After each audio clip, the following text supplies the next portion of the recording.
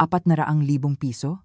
Masyado na akong hirap magbayad ng matrikula ng bata, bahala na kayo sa pambayad sa operasyon ninyo.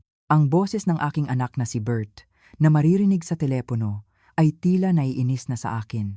Ang boses naman ng aking manugang ay mas malamig pa.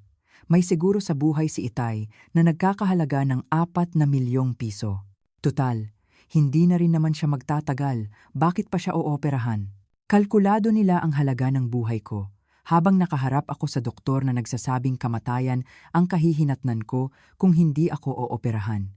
Tahimik akong nagngangalit at nagpasya. Babayaran ko ang inyong pagtataksil ng inyong sariling luha. Ang kwento ko ngayon ay magsisimula na. Magandang araw. Ako si Benigno Reyes o Lolo Benny at nasa edad 72. Akala ko, ang pagtataksil mula sa sarili mong pamilya ay sa drama lang nangyayari. Pero hindi ko akalaing ako pala ang bibida sa sarili kong pelikula. Maaari ko bang ibahagi sa inyo ang aking masakit at hindi mapaniwala ang kwento, isang kwentong dulot ng tapat na pamumuhay ko? Kamakailan, nahihirapan akong umihi, kaya nagpatingin ako sa doktor para sa isang regular na pagsusuri. Nakaupo ako sa silya, mahigpit na nakakuyom ang kamao ko, pawis na pawis ang palad. Mr. Reyes, lumabas na ang resulta ng pagsusuri mo. Ipinakita ni Dr. Garcia ang x-ray film sa ilaw at ang ekspresyon niya ay hindi maganda. May nakita kaming malignant tumor sa prostate mo. Sa kasamaang palad, stage 3 na, itinuro ni Dr. Garcia ang puting bukol sa film gamit ang kanyang panulat. Sa sandaling iyon, parang kumalabog ang dibdib ko at nanlalabo ang pandinig ko. Ang salitang cancer ay paulit-ulit na umikot sa isip ko. Talagang kailangan mo na ng operasyon. Kung magtatagal pa, baka umabot sa stage 4. Kapag kumalat na ito sa ibang organs, wala na tayong magagawa. Sumeryoso ang mukha ni Dr. Garcia. Tuyo ang lalamunan ko at hirap akong lumunok. Magkano po ba ang aabuti ng operasyon? Tanong ko sa nanginginig na boses. Tinatayang 400,000 piso, kasama na ang bayad sa ospital at iba pang tests, sagot ni Dr. Garcia habang tinatanggal ang salamin niya. Ang halaga na 400,000 PHP ay nagpabigat sa dibdib ko. Ibinigay ko na kasi ang lahat ng naipon ko sa anak kong si Bert. 5 milyong piso para sa pangkasal at pambayad sa kondo nila, at 1 milyong piso para sa pampuhunan sa negosyo niya. Ang natira lang sa bank account ko ay 5,000 at 5,000 piso. Ano po ang plano ninyo? Gusto niyo na bang ayusin ang schedule ng operasyon? Tanong ng nurse, habang binubuklat ang kalendaryo. Paano po, kung sa simula ng susunod na buwan, maaari niyo pong ihanda ang pambayad hanggang sa araw na iyon? Is they know? Opo, gawin niyo na. Tumango ako, pero madilim ang paningin ko. Ang tanging taong maaasahan ko ay ang aking anak, kaya naisip kong tatawagan ko siya para humingi ng tulong. Paglabas ko ng ospital, habang naghihintay ng bus, tinawagan ko si Bert. Nagtunog abala lang. Sinubukan ko ulit. Ganoon pa rin. Bakit hindi sumasagot ang batang ito? Bulong ko sa sarili ko habang sumasakay sa bus. Ang tanawin sa labas ng bintana ay tila wala na akong pakialam. Hindi ko alam kung saan ako kukuha ng 400,000 PHP. Pagdating ko sa bahay, sinalubong ako ng isang nakabibinging katahimikan. Simula nang mawala ang asawa ko, si Nena, mas lalo pang lumungkot ang bahay na ito ngayon. Pagpasok ko sa sala, nakita ko ang litrato ng pamilya ni Bert na nakadikit sa ref. Nakangiti sina Bert, ang manugang kong si Carmela, at ang aking apo. Sige na, tutal tinulungan ko naman sila. Tiyak na ililigtas nila ako. Hinihimas ko ang larawan habang bumubulong. Nabalitaan ko kasing maayos ang takbo ng kumpanya ni Bert, pero may mabigat na pakiramdam sa dibdib ko. Nagdinner ako ng walang gana at umupo sa sofa. 10:00 na ng gabi. Sinubukan ko ulit tawagan si Bert, hindi pa rin sumagot. Kakaiba talaga. Anong pinagkakaabalahan niya at hindi niya sinasagot ang tawag ko? Karaniwan, si Bert pa ang unang tumatawag para manggumusta, pero nitong mga nakaraang araw, bihira na siyang tumawag. Ibinaba ko ang cellphone sa sofa at hinawakan ang ulo ko. Hay naku! Anong gagawin ko? Napabuntong hininga ako habang nakatingin sa kisame. Nagpasya akong pupuntahan ko si Bert sa kumpanya niya kinabukasan. Naniniwala akong tutulungan niya ako. Nang gabing iyon bago ako matulog, inisip ko si Bert na nag-aalala, inaaliw ako, at naghahanap ng pambayad sa operasyon ko. Hindi ko alam kung gaano ako kaing inosente sa mga panahong iyon. Kinabukasan, maaga akong gumising. Nag-ahit ako ng malinis at sinuot ang paborito kong damit. Ayoko kasing makita ni Bert na mukha akong nakakaawa. Tiningnan ko ang sarili ko sa salamin. Mukha akong mas matanda kaysa kahapon. Parang sa isang araw lang, ang diagnosis na cancer ay nagpabago na sa akin. Sumakay ako sa MRT papuntang Makati. Ang IT company ni Bert ay nasa ika-15 palapag ng isang mataas na gusali sa BGC. Habang umaakyat ako sa elevator, kumakabog ang puso ko. Magandang umaga. Nandyan ba si CEO Bert Reyes? Tanong ko sa isang young female employee na nakaupo sa reception desk. Ano po ang pangalan ninyo, sir? Benigno Reyes po. Ako ang tatay ni Bert. Nagulat ng bahagya ang empleyada, ngunit pagkatapos ay tinawagan niya si Bert sa extension. Sir, nandito po ang tatay ninyo. Opo, sige po. Ibinaba ng empleyada ang telepono at sinabi sa akin, Sandali lang po, sir. Tiningnan ko ang opisina, ramdam ang pagiging abala ng mga empleyado sa harap ng computer. Sa dingding, may mga nakasabit na parangal at sertipiko. Malinaw na nakikita ko na mas maganda ang takbo ng negosyo ng anak ko kaysa sa inakala ko. Itay, anong bigla ang lakad iyan? Tanong ni Bert na may gulat sa boses. Bert, may importante akong sasabihin. Pwede bang mag-usap muna tayo sa conference room? Dinala ako ni Bert sa isang conference room na may salamin. Nang magsara ang pinto, nakita ko ang mga empleyado na pasimpleng sumisilip sa amin.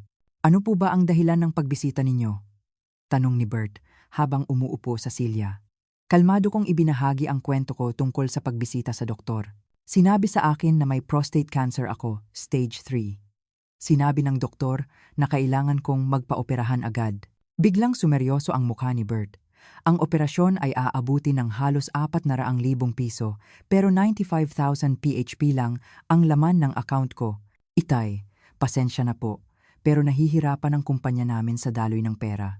Bago pa ako matapos magsalita, malamig na pinutol ni Bert ang sinasabi ko. Ano? Hindi po maganda ang takbo ng negosyo ngayon, Itay. Iniiwasan ni Bert ang tingin ko. Nakatingin lang siya sa bintana. Tinitigan ko ang mukha ng anak ko. Iba siya sa nakasanayan kong Bert. Kung ganoon, anong gagawin ko? Mag-uusap po muna kami ni Mela. Aalamin din namin ang sitwasyon sa bahay. Anong kinalaman ni Mela dito? Operasyon ko ito, anak. Hindi ko sinasadya pero tumaas ang boses ko. Itay, hinaan niyo po ang boses ninyo. Maririnig ng mga empleyado namin. Sabi ni Bert, nag-aalala habang tumitingin sa paligid. Doon ko napagtanto na may kakaiba na talaga sa inasal niya. Kailan mo ako bibigyan ng sagot? Bigyan niyo po ako ng 2 araw. Tumayo si Bert at tumingin sa relo niya. Pasensya na po, pero may importante akong meeting. Para akong pinalayas sa opisina niya at sumakay ako sa elevator. Pero nagkamali ako ng pindot at napunta ako sa underground parking. Paglabas ko, nakita ko ang bagong foreign car ni Bert. Isang itim na Mercedes-Benz na kumikinang. Halos 3.5 milyong piso ang presyo ng kotse ayon kay Bert. Nahihirapan sa kumpanya, pero may ganitong kotse? Bulong ko habang umiikot sa kotse. Sa likod, may mamahaling bag pang golf. Pag-uwi ko, hindi ako makakain ng maayos at tulala lang akong nakaupo sa sofa. Bandang 3:00 ng hapon, tinawagan ko si Mela. Hello, Mela? Itay, magandang hapon. Mas malamig ang boses ni Mela kaysa karaniwan. Nabalitaan mo na ba kay Bert na kailangan kong magpaoperahan? Opo, nabalitaan ko na po. Nag-aalala po kami, Itay. Kaya nga tumawag ako, Mela. Baka pwedeng makahingi ako ng tulong. Matagal na katahimikan ang sumunod. Kailangan ko pong suriin ulit ang budget namin. Hindi po kasi biro ang tuition fees at gastusin sa bahay ngayon.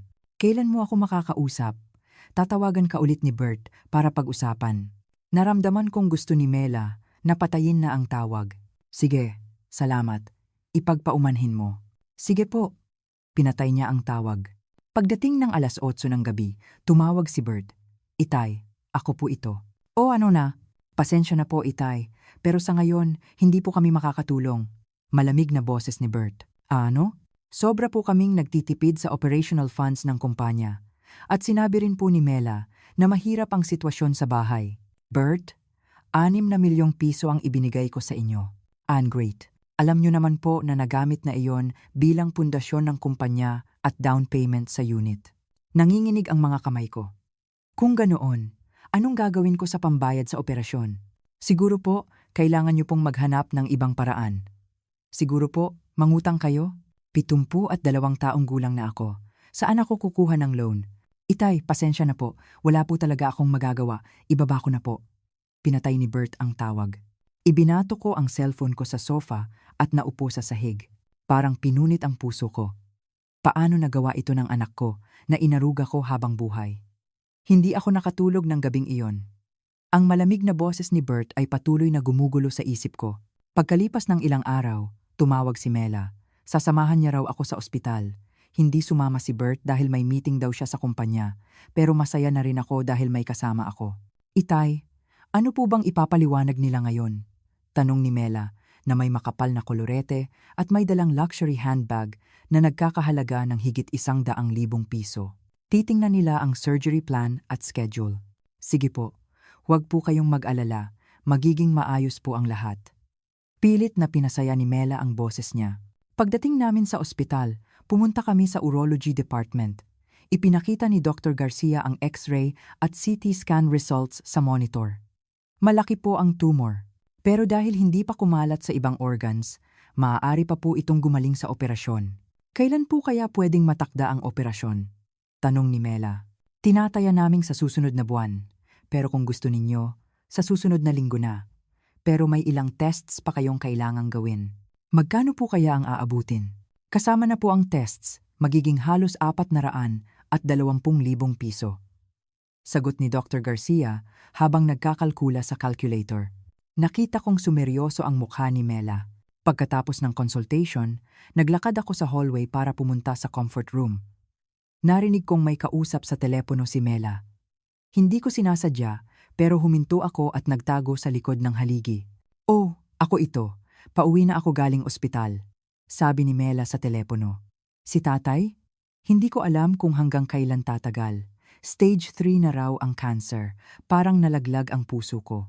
Hay naku, ang operasyon ay aabuti ng halos kalahating milyon. Bakit tayo ang magbabayad noon? Tutal, hindi na rin naman siya magtatagal. Tumataas ang boses ni Mela. Tama ka. Kapag namatay si tatay, ang siguro sa buhay niya ay 4 na milyon.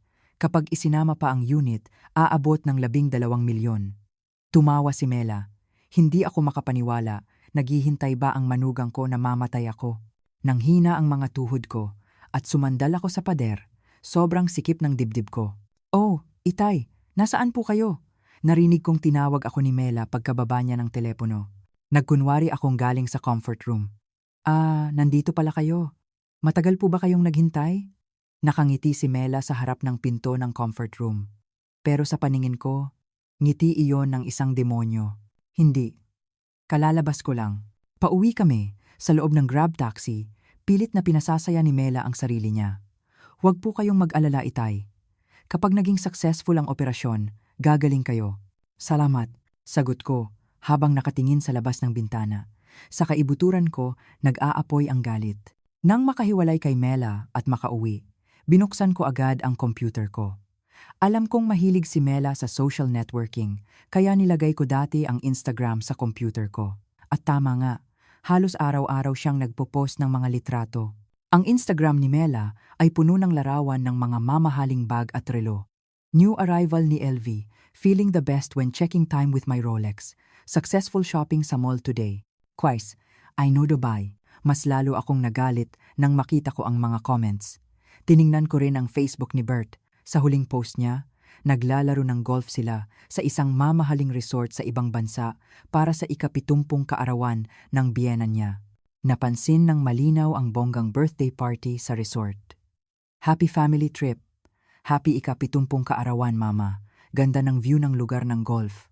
Kinuyom ko ang kamao ko habang nakatingin sa monitor. Sabi niya, hirap ang kumpanya, pero ganoon pala ang buhay nila. Tiningnan ko ng maigi ang diamond necklace ni Mela sa larawan. Mukhang aabot ng ilang daang libo. Hayop talaga. Pinatay ko ang computer at naupo sa sofa. Nanginginig ako sa galit dahil sa karangyaan nila, pero 4,000 PHP lang ang ipinagkait sa akin para sa operasyon ko. Hindi ako nakatulog ng gabing iyon. Ang boses ni Mela ay patuloy na umaaligid sa tenga ko. Tutal, hindi na rin naman siya magtatagal. Niyakap ko ang unan ko at nagngangalit. Hindi ako papayag na matalo ng ganoon lang. Pero hindi ko alam kung paano ako magsisimula. Pagkalipas ng ilang araw, nanonood ako ng news sa bahay. Biglang tumunog ang doorbell. Sino kaya ito sa oras na ito? Tiningnan ko ang intercom. Isang hindi pamilyar na babae ang nakatayo sa labas ng pinto. Sino po iyan? Ate Gina po. Gina? Nagulat ako. Siya ang kapatid ng asawa ko na lumipad papuntang Australia kasama ang asawa niya, 15 taon na ang nakakaraan. Nakita ko lang siya noong libing ni Nena at pagkatapos nawalan na kami ng contact. Gina? Ikaw ba talaga yan? Pagbukas ko ng pinto, si Gina nga. Tumanda siya, pero hindi nagbago ang mukha niya. Kuya Benny, kumusta po? Ang tagal na. May dala siyang maliit na bag. Simple lang ang suot niya, pero mas mukha siyang confident kaysa noon. Paano ka napunta rito? Akala ko, nasa Australia ka. Bumalik ako noong nakaraang taon. Namatay po kasi ang asawa ko, kalmadong sabi ni Gina. Paano mo nalaman na nandito ako? Nagtanong-tanong po ako sa mga kapitbahay. Kilala niyo po ba si Benigno Reyes? Dinala ko si Gina sa sala. Bakit bigla kang dumating ng walang pasabi? Umupo si Gina sa sofa at sumeryoso. Nabalitaan ko po kasing may sakit kayo. Kanino mo narinig? Ang anak po ng may-ari ng tindahan dito. Kaibigan ko po. Tumawag po sa akin, sinabi niyang may cancer daw po kayo at hindi raw po kayo tinutulungan ni Bert. Nag-aalala po siya. Uminit ang mukha ko. Sa may-ari lang ng tindahan ko sinabi. Pero nakarating na kay Gina. Totoo po ba? Ganoon po ba ang trato sa inyo ni Bert? Hindi mapaniwala ang tanong ni Gina. Sinabi ko kay Gina ang lahat ng nangyari. Ang pagtanggi ni na Bert at Mela sa pambayad sa operasyon. At ang narinig ko sa telepono ni Mela sa ospital. Grabe po naman. May ganoon palang nangyari? Nagulat si Gina habang tinatakpan ang bibig niya. Naghintay ang manugang mo na mamatay ka? Narinig ko mismo. Sinabi niyang hindi na raw ako magtatagal at mapapasa kanila ang pera mula sa siguro. Lalo pang sumeryoso ang mukha ni Gina. Ang sama naman. Ganoon ang naiisip niya sa biyenan niya. Kaya hindi ako makatulog. Hindi ko inakala na gagawin ito ng anak kong inaruga ko habang buhay. Napabuntong hininga ako. Kinuha ni Gina ang isang envelope sa bag niya. Lumang sobre iyon. Kuya Benny, tanggapin niyo po ito. Ano ito? Sulat po iyan ni Ate Nena bago siya namatay. Pinaabot niya po sa akin para ibigay ko sa inyo. Nanginginig ang kamay ko habang kinuha ko ang sulat. Nakasulat ang para kay Benny sa sulat. Bakit ngayon mo lang ibinigay? Sinabi ni ate na ibigay ko lang daw po kapag talagang kailangan ninyo. Sa tingin ko, ito na po ang tamang panahon. Binuksan ko ang sobre at kinuha ang sulat. Pamilyar ang kaliwa ng asawa ko. Mahal, kung binabasa mo ang sulat na ito, tiyak na may malaking problema ka. That is why. Defines for, this is Emprina. Habang binabasa ko ang sulat, nagulat ako sa laman nito. Gina, totoo ba ito? Opo, sinabi po lahat sa akin ni ate. Nakasulat sa sulat ang tungkol sa lihim na ipon at lupa ni Nena. May lihim na account sa bangko at mga titulo ng lupa na hindi ko alam. Nag-ipon po si ate nang hindi ninyo alam sa loob ng 30 taon. May lupa rin po siya sa Makati na mana niya sa magulang namin. Parang nananaginip ako. Ang asawa ko ay nagtatago pala ng ganitong kalaking sekreto. Kung ganoon, walang problema sa pambayad sa operasyon? Wala po. Pero kuya, pambayad lang po ba sa operasyon ang problema? Tinitigan ako ni Gina ng matalim. Anong ibig mong sabihin? Hindi niyo lang po ba hahayaan na ganoon ang trato sa inyo ni na Bert at Mela? Sa sinabi ni Gina, uminit ang dibdib ko. Anong gagawin ko? Maghihiganti po tayo. Isang tamang paghihiganti. Malamig ng ngiti ni Gina. Pag-isipan niyo po muna. Babalik ako bukas. At ibabahagi ko ang plano ko. Tumayo si Gina. Nang gabing iyon, ilang beses kong binasa ang sulat ni Nena. Ang salitang paghihiganti ay patuloy na paulit-ulit na umikot sa isip ko. Pagkalipas ng isang linggo, bumalik si Gina na may dalang malaking bag ng folder. Mas seryoso ang mukha niya kaysa noon. Kuya, napag-isipan niyo na po ba? Oo, pero hindi madali ang maghiganti. Tingnan muna natin ang mga iniwan ni ate. Inilagay ni Gina ang folder sa mesa at binuksan. Lumabas ang ilang kartilyang bangko, seal, at iba pang dokumento. Ito po ang lihim na account ni ate. Binuksan ni Gina ang kartilya. Ang balanse ay 14 na milyong piso. Totoo ba ito? Ito po ang naipon niya sa loob ng 30 taon nang hindi ninyo alam. Nanginginig ang mga kamay ko. Hindi ako makapaniwala na nakapag-ipon si Nena ng ganito kalaking pera. Ito naman po ang titulo ng lupa sa Makati. Binuksan ni Gina ang isa pang sobre. Mana po ito ni ate sa magulang namin. Sa kasalukuyang halaga, aabot ito ng 60 milyong piso. 60 milyon? Opo. May shares din po siya sa ilang malalaking kumpanya. Paliwanag ni Gina habang inilalabas ang sertipiko ng stock. Lahat po iyan aabot ng halos 80 milyong piso. Nahilo ako. Akala ko mahirap lang ang buhay namin, pero may ganito pala kaming kayamanan. Bakit hindi niya sinabi sa akin? Hindi ba't nakasulat sa sulat, kuya? Pinag-iingat ka niya kay Mela. Ipinakita ni Gina ang sulat. Si Mela po kasi, noon pa man, tinitingnan na ang kayamanan na ito noong buhay pa si ate. Ano? Nakasulat po sa huling bahagi ng sulat ni ate. Si Mela, laging nagtatanong kung gaano karami ang pera natin. Nag-aalala ako, kaya itinago ko ang pera na ito. Sinabi sa akin ni ate, bago siya namatay, natatakot siya kay Mela, kaya kailangan niyo pong mag-ingat. Kinuha ni Gina ang ilang litrato mula sa folder. Kaya po kuya, pagkatapos nating mag-usap, umupa ako ng tao para imbestigahan si Mela. Sa mga larawan, nakita si Mela na pumapasok sa mga mamahaling hotel at department store. Kailan ito kinuha? Noong nakaraang linggo po, kinabukasan pagkatapos kong umalis dito. Sa larawan, may dala si Mela na maraming supot na pinamili mula sa luxury boutique. May cancer daw po ang biyenan niya, pero namimili. Nagngalit ako habang tinitingnan ang mga larawan. May iba pa po. Nagpakita si Gina ng isa pang set ng larawan. Si Mela ay kasamang kumakain sa restaurant ng isang binata. Sino iyang lalaking iyan? Empleyado raw po ni Bert. Si Anger, Dennis, kabit po niya. Kabit? Opo, 6 na buwan na raw po silang nagkikita. Nagulat ako. Nagtataksil pala ang manugang ko. Tingnan niyo po ang mga dokumentong ito. Inilabas ni Gina ang ilang papel. Inutusan ko po ang kaibigang accountant ko na imbestigahan ang kalagayan ng pananalapi ng kumpanya ni Bert. Live on. Anong lumabas? Mukhang maayos, pero sa totoo, puro utang. Halos wala ng benta at hindi na nababayaran ng maayos ang sweldo ng mga empleyado. Kaya pala sinabi ni Bert na nahihirapan ang kumpanya. Opo, kuya. At si Mela at si Enger. Dennis, gumagamit ng credit card ng kumpanya para sa personal nilang gastos. Nagnanakaw sila. Ipinakita ni Gina ang pahayag ng credit card. Puno ng bayad sa mga mamahaling restaurant at hotel. Ganoon pala ang ginagawa nila? Opo. At ito pa ang mas malala. Naglabas si Gina ng recorder at pinindot ang pindutan ng play. Kailangan ng mamatay ni tatay para maging okay tayo. Narinig ko ang boses ni Mela. Ang pera mula sa seguro lang, aabot ng 4 na milyon. Kapag isinama pa ang unit, 12 milyon. Makakabayad tayo sa utang ng kumpanya at may matitira pa. Narinig ko ang boses ng isang lalaki. Wala pa ring alam si Kuya Bert. Ang tanga niya. Tumawa si Mela. Kinuyom ko ang kamao ko. Nag-aapoy ang galit. Kailan ito ni record? 3 araw na ang nakakaraan. Noong nagkita sila sa hotel. Hayop talaga. Kuya, anong gagawin ninyo? Tanong ni Gina. Hindi ko sila palalampasin. Dapat silang magbayad. Kung ganoon, tutulungan ko po kayo. Para na rin kay ate. Desididong sabi ni Gina. Anong gagawin natin? Una, maghanap tayo ng kumpanya ng abogado.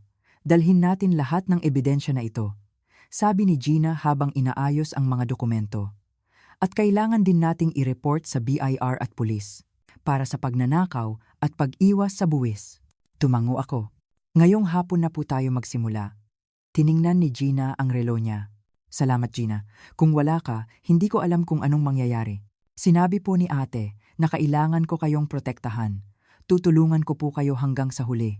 Iyon ang simula ng paghihiganti. Pagkalipas ng 3 araw, nagbigay ng mas detalyadong ebidensya si Kuya Jojo, ang investigator na inupahan ni Gina. Nagkita kami sa isang kapihan. Inilapag ni Kuya Jojo ang isang makapal na file sa mesa. Sir Benny, Maraming nakakagulat na detalye po rito, sabi ni Kuya Jojo habang binubuksan ang file. 6 na buwan na po silang nagkikita ni Engar. Dennis. Ang unang larawan ay si Mela at Enger. Dennis na nagkakayakapan sa lobby ng hotel. Nagngalit ako. Ganoon pala sila sa araw. Ito pa po ang mas malala. Naglabas si Kuya Jojo ng USB at binuksan ang laptop. Nirecord ko po ang usapan nilang dalawa. I could on me Denise. Kailangan ng mamatay ni tatay para maging successful ang plano natin. Lumabas ang boses ni Mela sa speaker. Kapag nakuha natin ang pera mula sa seguro, bayaran natin ang mga utang tapos magsimula tayo ng bago. Boses ni Enger. Dennis, anong gagawin natin kay CEO Bert Reyes? Iwanan na lang natin. Tutal, malapit na ring malugi ang kumpanya. Malamig na sabi ni Mela. Ang unit ni tatay, makukuha rin natin. Oo naman. Nag-iisang anak si Bert. At ako ang asawa, kaya kalahati ay akin. In the same line, unformed prostes of eyes, unbiased eyes, sinuntok ko ang mesa. Lumundag ang baso ng kape. Hayop talaga ang babaeng iyan. Hindi tao. Galit na sabi ni Gina. Nahilo ako. Ang manugang ko. Ganoon pala kasama. Pero kuya, wala ba talagang alam si Bert? Opo. Mukhang si Enger. Dennis ang nagmamanipula ng record sa pananalapi, kaya walang alam si Sir Bert. Pinatugtog ulit ni Kuya Jojo ng isa pang recording. Ang tanga ni Kuya Bert. Walang alam sa ginagawa natin sa likod niya. Boses ni Mela. Madali lang siyang gamitin. Pirma lang sa dokumento, tapos na. Kapag nalugi ang kumpanya, anong gagawin natin? Gagamitin natin ang mana ni tatay para magsimula ng bagong negosyo. Atin na iyon. Hindi ko na kinaya. Ako at ang anak ko, pinaglalaruan ng masasamang tao. Magkano po ang bayad sa pagsisiyasat? Ako na po ang nagbayad, kuya. Huwag po kayong mag-alala. Nakangiting sabi ni Gina. Pwede na ba itong ebidensya sa korte? Sapat na po.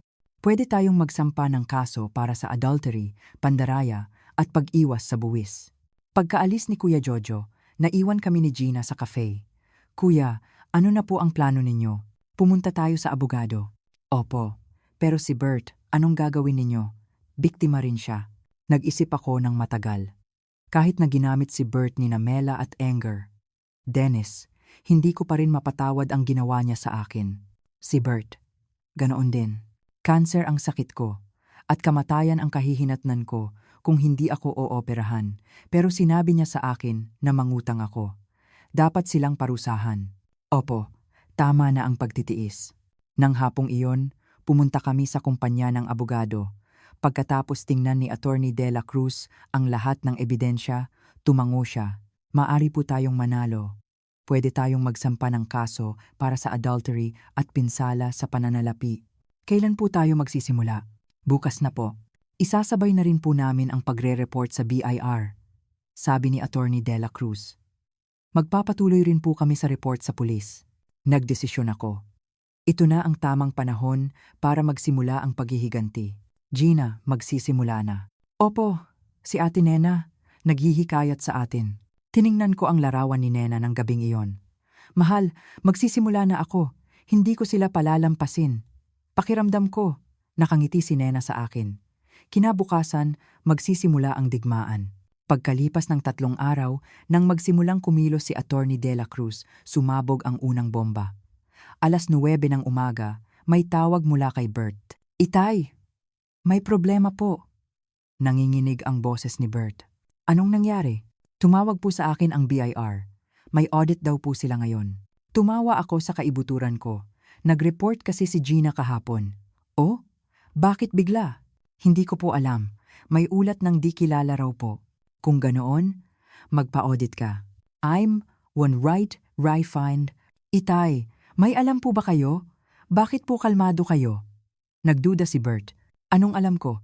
Problema iyan ng kumpanya mo. Sige na. Pinatay ni Bert ang tawag. Lunchtime, tumawag si Gina. Kuya, nag-umpisa na. Ano? Nagkakagulo na raw po sa kumpanya. Lumabas daw po ang mga larawan ng affair ni Mela sa board ng anunsyo ng kumpanya. Natuwa ako. Nagpadala pala si Kuya Jojo ng mga larawan. Anong nangyari? Suspendido po agad. At ngayong gabi, matatanggap niya ang paunawa ng pagtatanggal. Mahusay. 3:00 ng hapon, tumawag ulit si Bert.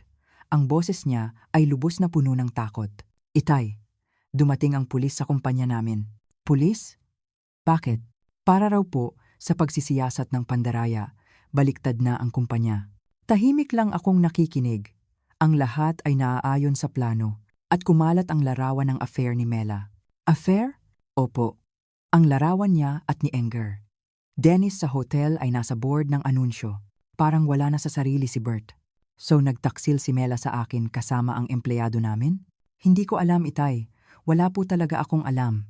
Nalaman ko na totoo ngang walang alam si Bert. Pero ayoko siyang kaawaan. 8:00 ng gabi, dumating si Gina. May dala siyang dyaryo. Kuya, tingnan niyo po ito. May malaking headline sa seksyon ng lipunan ng lokal na dyaryo. Young IT CEO, under pagsisiyasat for employee pandaraya. Nasa dyaryo na pala. Opo. Nakiusap po ako sa kaibigan kong reporter, Indorina. Nakasulat ang pangalan ni na Bert, Enger, Dennis, at Mela sa artikulo. Malalaman na ng lahat. Opo, paano sila haharap sa tao? Biglang tumunog ang landline. Si Bert. Itay, nandyan po kayo. Oo. Bakit? Pwede po ba akong pumunta diyan? May importante po akong sasabihin. Pagkalipas ng 30 minuto, dumating si Bert. Ang mukha niya ay mukhang wala ng buhay. Itay. Lumuhod si Bert sa harap ng pinto. Tumayo ka. Pasensya na po. Talagang pasensya na po. One haven't said of court, samaming good, I have to need on malazadu. Anong pinagpaumanhin mo? Ang hindi po pagbayad sa operasyon ninyo. Mali po ako. Umiyak si Bert. Ngayon ka pa nagpaumanhin? Itay, tulungan niyo po ako. Nalulugi ang kumpanya namin. Tulungan? Anong tulong ang kailangan mo? Hindi mo naman siguro sasabihin na ibalik ko ang 1,000,000 piso na pinahiram ko sa kumpanya mo? Nanginginig ang boses ni Bert. Inilabas ko ang kasulatan ng pangako na inihanda ni Gina. Alam mo ba kung ano ito? Promissory note? Kailan po kayo gumawa nito? Ngayon lang, kasama ang abogado ko. Ebidensya ito ng 1,000,000 piso na pinahiram ko. Namutla si Bert. Itay, wag po kayo, Itay. Huwag mo akong tawaging Itay. Bukas, magsisimula na akong mag-apply ng pagyeyelo ng ari-arian. Ang lahat ng account at ari-arian ninyo, yaayelohin. Itay. Huwag po. In family. Maaari ba akong tawaging Itay ng isang tao na hindi makapagbayad ng 400,000 PHP para sa operasyon ng sarili niyang ama? Umiyak si Bert sa sahig. Itay, patawarin niyo po ako kahit minsan lang. Huli na. Nagsimula na ang lahat ng proseso. Biglang bumukas ang pinto at pumasok si Mela. Mukhang napahid ang kolorete niya. Itay, anong nangyayari rito? Galit na tanong ni Mela. Tingnan mo ang ginawa ninyong dalawa. Aremi, anong ginawa namin? Bakit niyo kami ginaganyan? Nakalimutan mo na ba ang sinabi mo? Ang paghahangad mo na mamatay na ako? Biglang sumeryoso ang mukha ni Mela. Itay, sa ospital. Iyon, umatras siya. Tapos na ang lahat, kayong dalawa.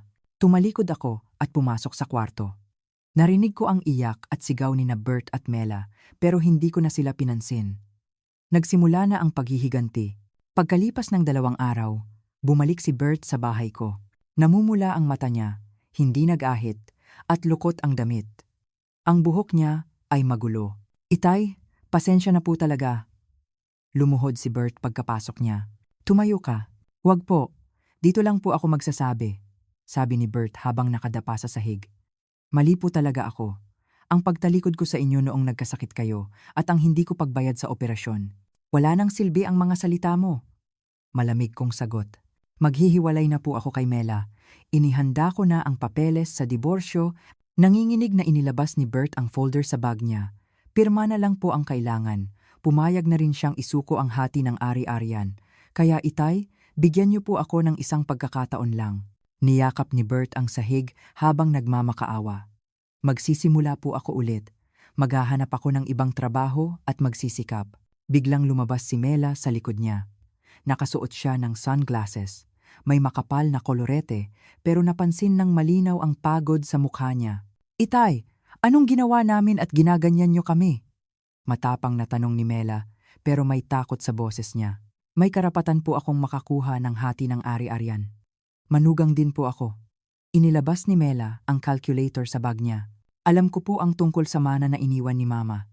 May karapatan din po ako doon. Hinubad ni Mela ang sunglasses niya. Anong sinasabi mo? Sinuri ko po ang property ni Mama. Naglabas si Mela ng dokumento mula sa bag niya. Imprenta ito ng halaga ng lupa at bahay sa internet. Alam niyo po ba kung gaano nakataas ang halaga ng lupa ni Mama sa Makati? Wala kang alam sa sinasabi mo. Biglang pumasok si Gina sa sala. May hawak siyang makapal na folder. Sino po kayo? Tanong ni Mela kay Gina, nag-iingat. Ako ang kapatid ng biyenan mo. Huwag mo akong tawaging Imnim. Malamig na sabi ni Gina. Ang mana ng kapatid ko ay nakapangalan lahat kay Kuya Benny. Wala kang makukuha. Ipinakita ni Gina ang mga dokumento. Pero manugang po ako. May karapatan ako. Manugang? Ang isang babae na nagtaksil sa likod ng asawa niya. Manugang ba iyan? Ibinato ni Gina ang mga larawan ng affair ni Mela sa mesa. Kumalat ang mga larawan sa sahig. Ito. Iyan. Namutla si Mela. Nanginginig ang labi niya. Naging masaya ka ba sa hotel kasama si Enger? Dennis? Ang pamimili mo noong nasuri si tatay ng cancer. Masaya ka ba? Ipinakita ni Gina ang iba pang larawan. Larawan ng pamimili at larawan ng pagkain sa mamahaling kainan.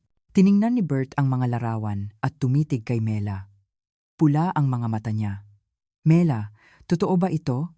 Totoo ba ang kumalat sa board ng anunsyo? Kuya, hindi iyan totoo. 6 na buwan mo akong niloko? Nanginginig ang boses ni Bert. Totoo ring kasama mo si Enger. Dennis na nagnakaw ng pera ng kumpanya, hindi ba? Ipinakita ni Gina ang pahayag ng credit card at paglilipat ng pera sa bangko.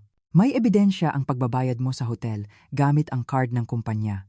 Alam na alam kung anong ginawa ninyo sa mga mamahaling hotel na iyon. Mela, sumagot ka.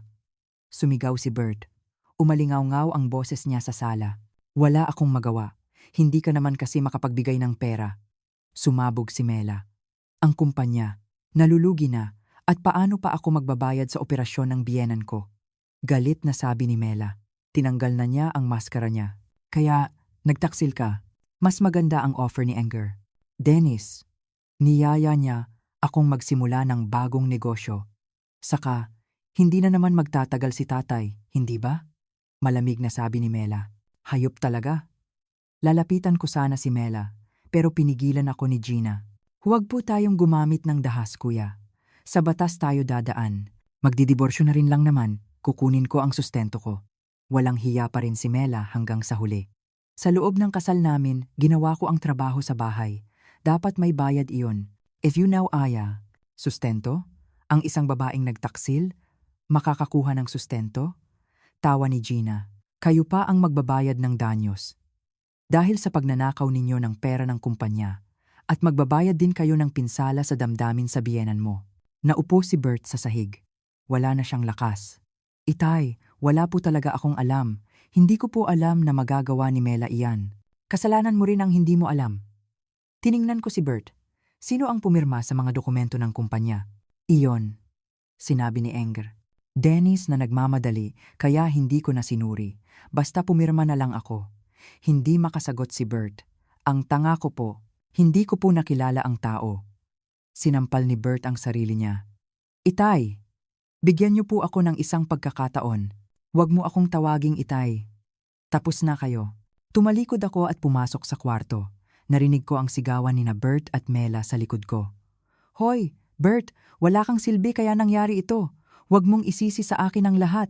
Pero ayoko na silang kaawaan. Napakalaki ng sakit na dinanas ko. Nang gabing iyon, nag-usap kami ni Gina habang umiinom ng tsaa. Kuya, ano na po ang plano ninyo? Itutuloy ko. Ipapahamak ko sila ng tuluyan. Pati po si Bert? Pati si Bert. Kasabwat siya. Matigas na ang puso ko. Ang paghihiganti ay nagsisimula pa lang. Bukas, mas lalo pa nating patitindihin. Nena will be watching from heaven. Sabi ni Gina habang hinawakan ang kamay ko. Komportable ako, pero malamig pa rin ang puso ko. Pagkalipas ng 1 buwan, nagbago ng tuluyan ang buhay ni na Bert at Mela. Maagang dinala ni Gina ang dyaryo. Kuya, tingnan niyo po ito. May malaking artikulo sa seksyon ng pananalapi. IT CEO, Files for pagkalugi ng sarili. Nabasa ko ang pangalan at larawan ni Bert. Tuluyan nang nagsara ang kumpanya. At lahat ng empleyado ay tinanggal sa trabaho. Anong nangyari kay Anger? Dennis? Nakulong po. Ang halaga ng pandaraya ay umabot sa 2 milyon, kaya convicted siya. Ipinakita ni Gina ang isa pang dyaryo. Detalyado ang tungkol sa pagkakakulong ni Anger. Dennis, natalo po si Mela sa kaso ng diborsyo. Hindi lang siya nakakuha ng sustento, kundi kailangan pa siyang magbayad ng 1.5 million PHP para sa pinsala sa damdamin. Gumaan ang pakiramdam ko. Unti-unting nawala ang galit ko. Hapon, tumawag si Bert. Iba na ang boses niya. Itay, anong nangyari? Naipasok po ako sa mental na ospital. Ano? Sobrang labis na kalungkutan ko po. Sinabi ng doktor na kailangan ko ng gamutan. Nanginginig ang boses ni Bert. Kaya ka tumawag? Hindi po. Gusto ko lang po humingi ng paumanhin. Pasensya na po talaga, Itay. Wala nang silbi ang paumanhin mo. Pinatay ko ang tawag. Wala nang magbabago sa paumanhin niya. Pagkalipas ng ilang araw, may dalang nakakaaliw na balita si Gina. Kuya, si Mela, naghahanap ng trabaho pero walang tumatanggap sa kanya. Bakit? Naging kumalat po kasi ang iskandalo ng pagtataksil niya. May lumabas pa pong artikulo sa internet. Ipinakita ni Gina ang cellphone niya. Ang headline, Shocking Adultery of a Second-Generation Chaeble's Daughter-in-Law. Anong second-generation Chaebol? Mayaman ba kami? Exaggerated lang po ng reporters para maraming magbasa. Pero si Mela, totally hindi na tinatanggap na. Anong ginagawa niya ngayon? Nagtatrabaho daw po sa tindahan, gabi ang trabaho, gumagamit pa ng pekeng pangalan. Nalungkot ako. Nagtagumpay ako sa paghihiganti, pero parang may kulang. Pagkalipas ng 1 buwan, tumawag ang doktor ni Bert. Sir Benigno, hinahanap po kayo ni patient. Patuloy po siyang nagsasabi ng pasensya na. Anong sabi niya? Lubos na gusto po kayong makita. Makakatulong po ang tawad ng pamilya sa gamutan niya. Nag-isip ako. Kahit gaano ko pa siya kamuhian, anak ko pa rin siya na inaruga ko sa loob ng 30 taon. Pag-uwi ko, nag-usap kami ni Gina. Gina, gusto kong makita si Bert. End quote. Bakit, kuya? Maayos na ang takbo ng buhay ninyo. Kahit na naipasok siya sa ospital, anak ko pa rin siya. Tumanggi si Gina, pero nagdesisyon na ako. Makikita ko muna siya. Pagkatapos, magpapasiya ako. Kinabukasan, pumunta ako sa mental na ospital. Nakaupo si Bert sa bintana, nakasuot ng damit ng ospital. Mas payat siya kaysa noon. Itay. Umiyak si Bert nang makita niya ako. Pasensya na po talaga, pasensya na po. Huwag ka nang umiyak. I know. Matagumpay po ba ang operasyon niyo, Itay? Oo, naging matagumpay. Salamat po. Talaga pong salamat. Nakahinga ng maluwag si Bert. Anong nangyari kay Mela? Naghiwalay na po kami. Hindi ko na siya ulit kukunin. Mabuti. Itay, ang tanga ko po.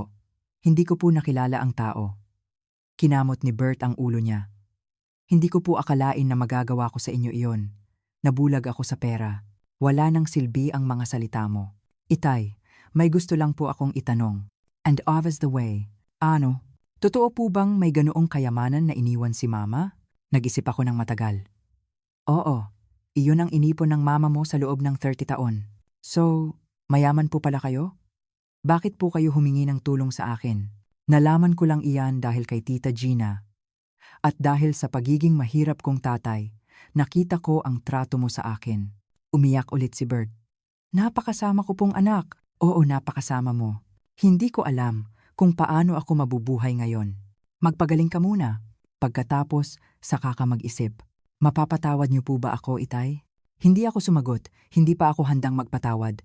Kailangan ko ng oras. Maraming oras. Opo. Maghihintay po ako. Kahit habang buhay. Paglabas ko ng ospital, magulo ang isip ko. Tapos na ang paghihiganti pero may bagong problema naman. Naghintay si Gina sa bahay. Anong nangyari? Nagsisisi siya ng sobra. Kung ganoon, papatawarin niyo po ba? Hindi ko alam. Hindi pa. Napabuntong hininga ako habang nakatingin sa labas ng bintana.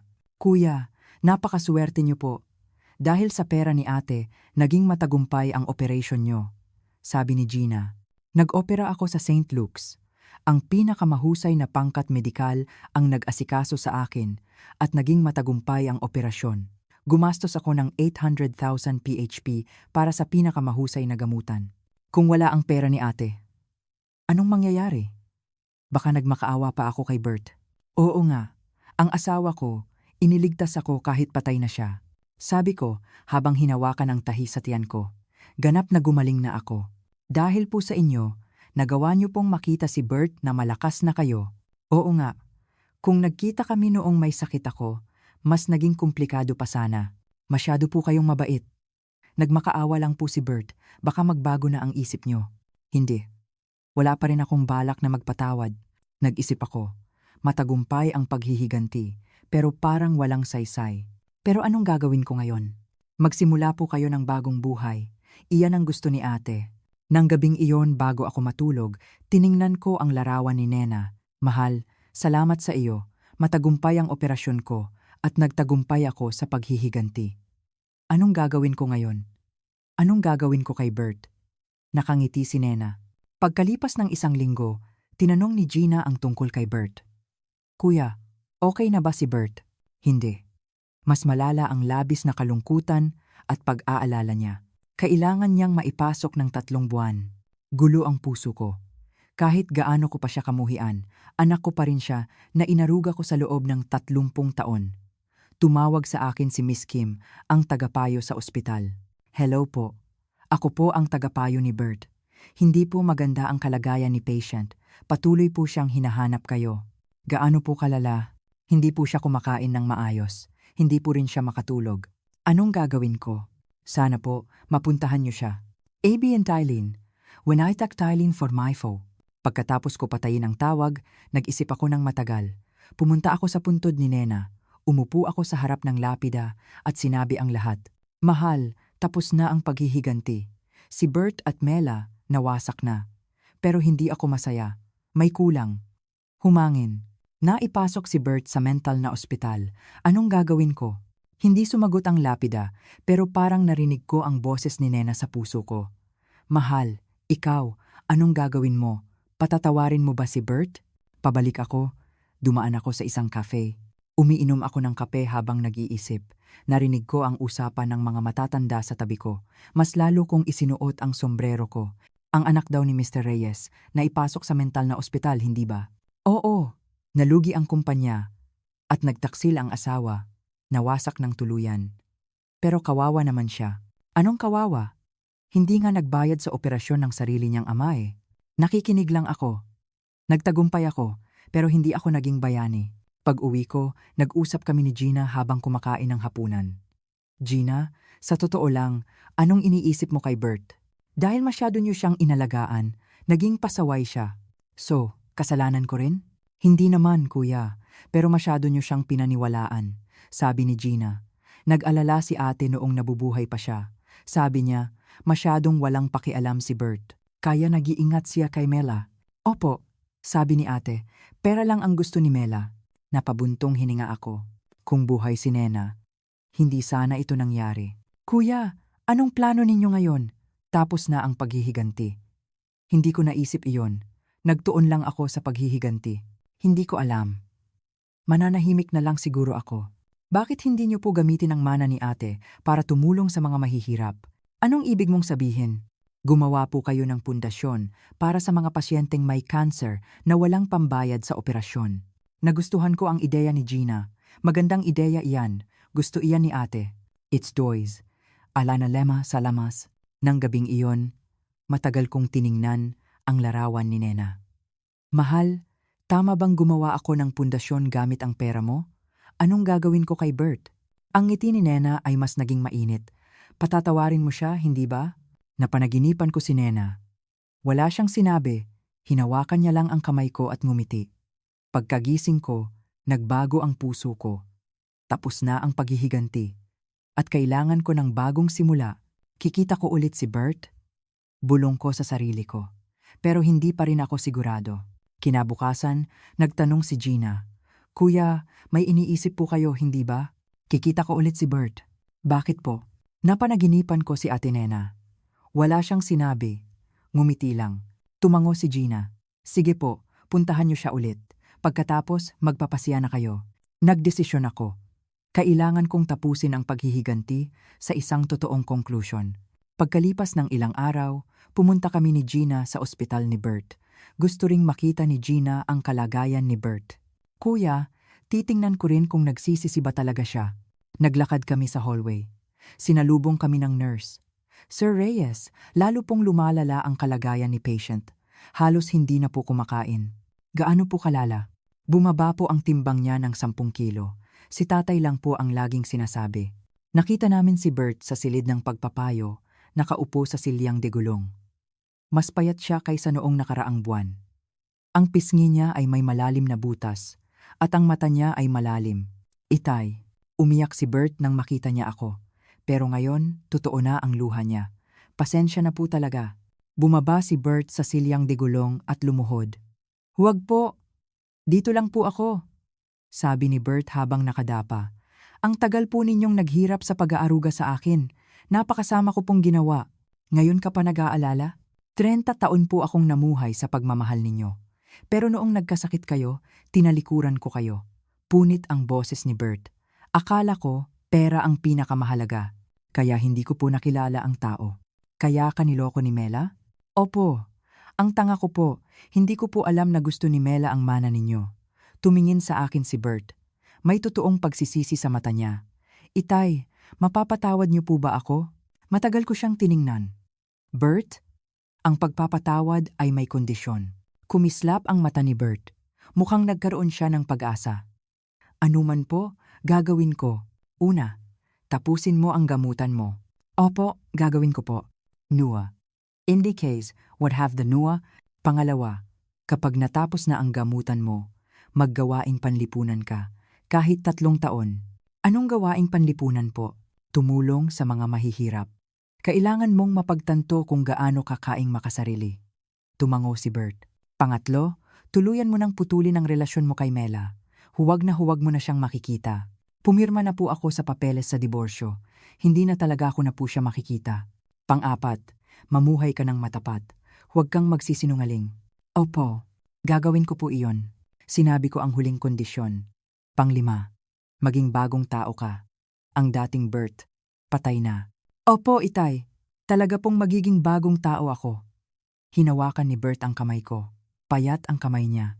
Matutupad mo ba ang lahat ng kondisyon? Opo. Hindi na talaga ko na po kayo bibiguin. Handa akong magsisi habang buhay. Huwag kang magsisi. Mamuhay ka ng maayos. Pinatawad na kita sa puso ko. Inilagay ko ang kamay ko sa balikat ni Bert. Sa loob ng 30 taon, ngayon ko lang nakita ang tunay kong anak. Itay, salamat po talaga. Sa pagbibigay ng pagkakataon. Isang pagkakataon lang ito. Huwag mo na akong biguin ulit. Hindi na talaga po. Nakikinig lang si Gina sa gilid. Bert, nagsisisi ka ba talaga? Opo, tita. Nagsisisi po ako. Napakabait sa iyo ni Ate Nena. Tandaan mo, ang pagmamahal na iyon. Opo. Pasensya na rin po kay Mama. Pagkatapos ng pagpapayo, umalis kami. Hinawakan ni Gina ang braso ko. Anong masasabi ni Ate Nena sa langit? Pinatawad na rin sana niya. Ganoon ang asawa ko. Pag-uwi ko, gumawa ako ng importanteng desisyon. Gagamitin ko ang pera ni Nena para gumawa ng pundasyon para sa pasyenteng may cancer. Gina, anong ipapangalan natin sa pundasyon? Pangalan ni Ate Nena po, ang Nena Reyes Pundasyon. Okay po ba? Maganda, sige. Pagkalipas ng 1 linggo, isinumite namin ang dokumento para sa pundasyon. Tutulungan namin ang mga pasyenteng may cancer na walang pambayad sa operasyon. Nagbigay din ako ng sapat na pantustos para sa gamutan at pangunahing pangangailangan ni Bert, pero bawal ang luho. Pagkalipas ng 1 buwan, lumabas si Bert sa ospital. Mukhang malakas na siya. Itay, magsisimula na po ako sa gawaing panlipunan. Sige, magsikap ka. Pwede po ba akong dumalaw minsan? Oo, kailanman. Si Mela, kailangan niyang magsimula ng bago. Nabalitaan ko na nagtatrabaho siya sa tindahan, gabi ang trabaho. Pero hindi ko na iyon kailangan pang alalahanin. Pagkalipas ng 6 na buwan, nagbago na talaga si Bert. Masipag siya sa gawaing panlipunan at namuhay bilang bagong tao. Itay, may isang lolo po na nagpasalamat sa akin ngayon. Bakit? Tinulungan ko po siyang maligo. Sabi niya, Naaalala niya raw ang anak niya. Anong naramdaman mo? Sobrang saya po. Ngayon ko lang naramdaman ito. Iba na ang tingin ni Bert. Napagtanto niyang mas mahalaga ang tao kaysa pera. Itay, salamat po talaga sa pagbibigay ng pagkakataon. Maayos ang ginagawa mo. Ipagpatuloy mo lang. Tiningnan ko ang larawan ni Nena ng gabing iyon. Mahal, nagbago na si Bert. Bumalik na ang mabait kong anak. Magsisimula na ulit ang pamilya natin. Parang mas lalong ngumiti si Nena. Pagkalipas ng 1 taon, higit 10 pasyenteng may kanser na ang natulungan ng pundasyon. Patuloy si Bert sa gawaing panlipunan at namumuhay bilang bagong tao. Tapos na ang paghihiganti. Pero ang totoong tagumpay ay ang pagpapatawad. Natutuhan ko na mas malaki ang kapangyarihan ng pagmamahal kaysa galit, at ang pinakamalaking mana na iniwan ni Nena ay hindi ang pera, kundi ang pagmamahal. Dito nagtatapos ang kwento ko. Noong una, nawasak ako sa pagtataksil ng anak at manugang ko. Hindi ko inakala na gagawin iyon ng anak kong inalagaan ko habang buhay. Pero dahil sa sulat ni Nena at tulong ni Gina, nalaman ko ang katotohanan at nagawa ko ang tamang paghihiganti. Pagkatapos ng paghihiganti, walang kabuluhan ang naramdaman ko. Hindi nagbibigay ng tunay na kasiyahan ng galit. Kaya sa huli, pinatawad ko si Bert. May kondisyon, syempre. Ngayon, nagbago na talaga si Bert. Nagtatrabaho siya sa gawaing panlipunan at naging tunay na tao. Ang pundasyon na ginawa namin gamit ang mana ni Nena ay nakakatulong sa marami. Sa huli, natutuhan ko na mas malaki ang kapangyarihan ng pagpapatawad kaysa paghihiganti at ng pagmamahal kaysa galit. Ang totoong mana na iniwan ni Nena ay ang pagmamahal. Kung may nagbasa nito hanggang sa dulo, mag-iwan lang po kayo ng comment para malaman ko.